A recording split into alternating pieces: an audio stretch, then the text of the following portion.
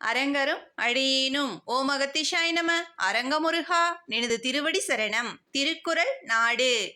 உருபசியும் ஓவா பிணியும் செருப்பகையும் சேராதியல்வது நாடு. வருத்துகின்ற பசியும் நீங்காத வியாதிகளும் தொந்தரவு கொடுக்கின்ற பகையும் இல்லாது இருந்து வளர்ச்சி பெறுவதே நாடு ஆகும்.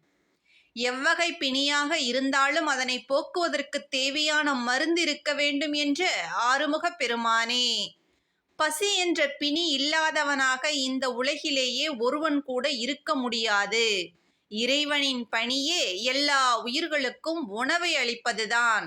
அதிலும் குறைவில்லாது, பேதம் பார்க்காது, காலத்தை கடத்தாது, இயற்கை வளத்தை காப்பது என அனைத்தும் இறையின் அருளே.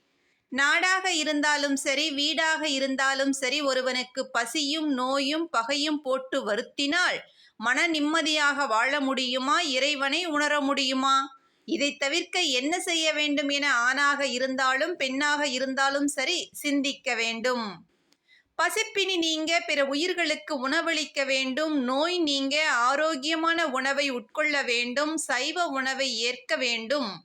பகையை வராமல் இருக்க ஞானியர்களின் திருவடியை பற்றிட வேண்டும். உன்னதமான மகான்களின் செயல்கள் இத்தகைய மூன்றையும் அடிப்படையாக கொண்ட சேவையாக வெளிப்படும். பசியை நீக்க அன்னதானம், நோய் தீர்க்க அரும் மருந்தாக மூலிகை அருட்கஞ்சி, பகை நீங்க மகான்களின் திருநாமத்தை உச்சரிக்க வேண்டும் என்றும், துறையூரில் வாழ்ந்து கொண்டிருக்கின்ற முருகப்பெருமானின் அதிசூட்சம அருளை ஆற்றலை பெற்ற தவத்திரு திருமுருக ஆறுமுக அரங்கமகா தேசிகரின் இத்தகைய வழிகாட்டுதல் என்பது நாட்டையும் வீட்டையும் வளர்ச்சி பெற வைப்பதற்கே என்று உணர முடியும். சரவண ஜோதியே இனி உலக மக்களுக்கு வழிகாட்டும், வழிநடத்தும்.